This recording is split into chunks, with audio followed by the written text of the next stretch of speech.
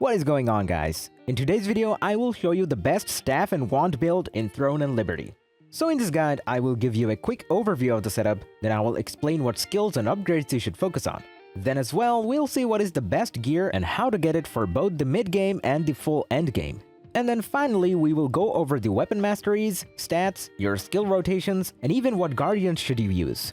So we would be able to get the highest damage and healing possible and much more.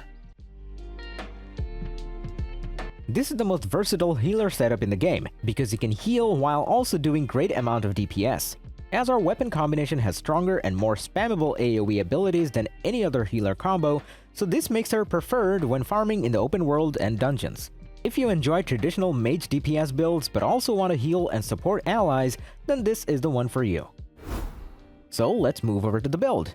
And for the choice of weapons, we're going to be going with the staff and wand. And first of all, we have our skills. So for defensive skill, we use the Chaotic Shield, while for active skills we get Touch of Despair, Serial Firebombs, Time for Punishment, Chain Lightning, Curse Explosion, Swift Healing, Corrupted Magic Circle, Inferno Wave, Judgment Lightning, High Focus, Inner Peace, and Karmic Haze. As you can see from the gameplay, I don't have all these same skill icons on my bar. It is because the skill icons will change depending on our specialization setup.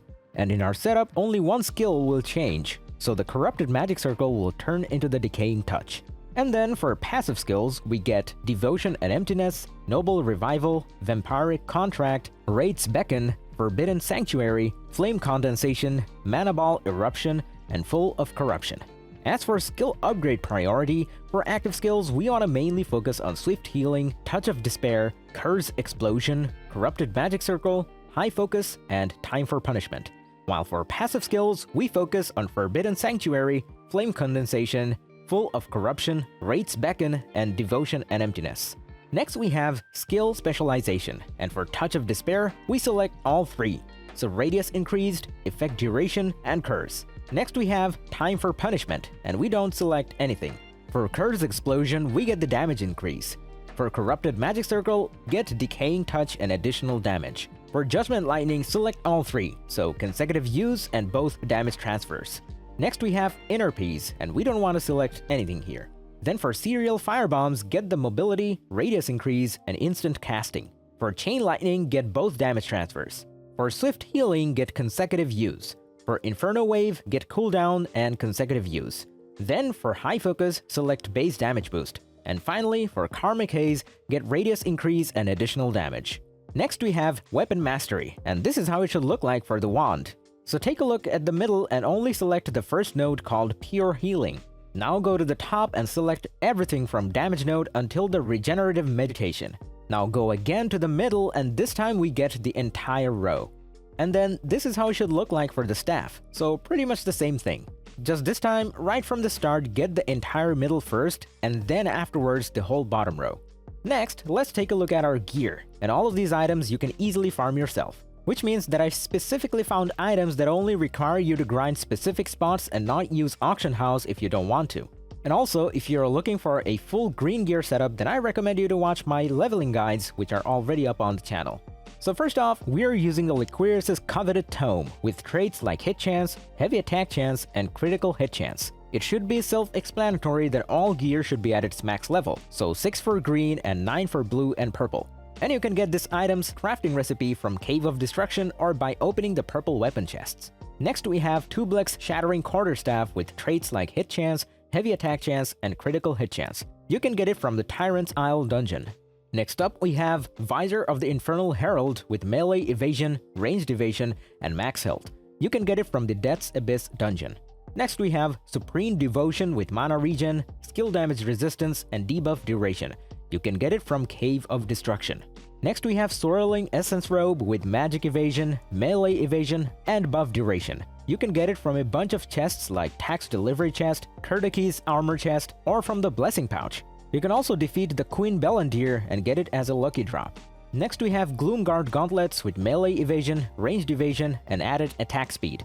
You can get it from dungeons like Death's Abyss or Cave of Desperation.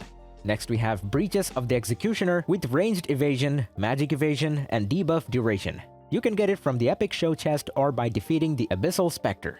Next, we have the Swirling Essence shoes with magic evasion, melee evasion, and max health. You can get it from the Cursed Wasteland.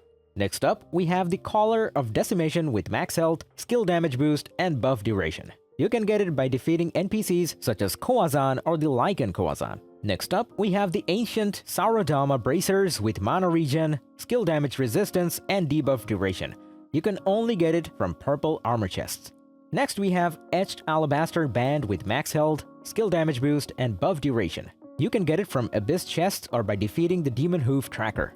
Next, we have the Sapphire Dimensional Band with max health, skill damage boost, and buff duration. You can only get it from purple armor chests. And then finally, we have the Belt of Endless Slaughter with max health, skill damage resistance, and debuff duration. You can get it from the Butcher's Canyon dungeon. Last but not least, if at this current moment you only have blue gear, then don't worry, because that gear doesn't really matter and you'll soon enough start changing it for the purple pieces. The setup I showed is the best current gear that anyone can farm, but no matter what gear you choose, this build will still work fine. This setup is just an example of what a good items with good traits will look like. Next, let's take a look at our gear upgrades. This game doesn't have a very typical gear progression, so by this I mean you will have to upgrade pretty much anything you get. So we go from gray to green to blue and then finally purple. No matter at which stage of progression you're watching this video, just keep upgrading your equipment to their max level. And then when you get better gear, just transfer the experience from the old one to the new one. As for my gear recommendations, when you reach level 50, just farm accessible gear by doing open world dungeons. Also, you want to extract traits from gear for Lucent. On top of that, you need to turn important purple gear acquired from co-op dungeons into lithographs, and then sell them on the auction house. Last but not least, for your traits, just prioritize the ones that give you the highest damage. And don't forget that you can acquire new traits by using Trait Unlock Stone, which you get from the Common Trait Unlock Stone bundle. Next up, we have the stats. The goal for your endgame build is to reach over 45% critical hit and 50 strength for that 100 additional heavy attack, which synergizes perfectly with our staff abilities. With this build, you also have high cooldown speed, which is important to spam DPS abilities quickly. So at level 50, we want to reach 50 strength and 50 wisdom, and then put the rest of your points into dexterity. For PVE, you care mainly about maximum damage output, so that's why after we complete the main stats, we want to put as many points into dexterity as possible. Next, we have our Guardian choice, and these creatures are special transformations that add offensive or defensive buffs to your character for 30 seconds. And for our build, we have two best choices. The first one is the Lady Knight Kamarshia. This Guardian lowers your cooldowns while also giving you a damage shield equal to 50% of your maximum mana. This is a strong defensive Guardian whenever you're struggling to survive. The other option is the Shade Revenant Steno. This Guardian launches projectiles every second that can crit and heavy attack. Since our build is great at range, so this guy works perfectly for our playstyle.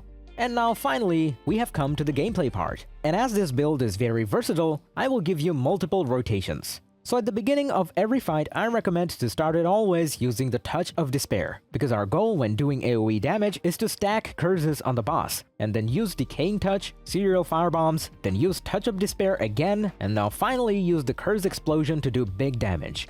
Our main objective with this rotation is to build curses by using the Touch of Despair. Then we use few skills to maximize the damage of the Curse Explosion skill. And now we can rinse and repeat.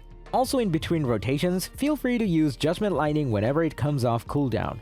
Next we have a long DPS rotation for maximum damage, and start by using High Focus, Time for Punishment, Touch of Despair, Serial Firebombs, Inferno Wave, Decaying Touch, then Touch of Despair again, and now we finish it off with a Curse Explosion. And now finally for healing. The Swift Healing is your main healing skill that has a low cooldown and can be cast up to 3 times by us choosing to go with the consecutive use specialization. Our healer setup is made to support your team while doing as much damage as possible. But in case you're playing with not as good players, then you can also switch one DPS skill for one healing skill. The Wand and Staff is high spam, and you need to understand how to maximize your ability rotations to achieve the best damage. The first combo will quickly kill normal mobs that are a lot squishier.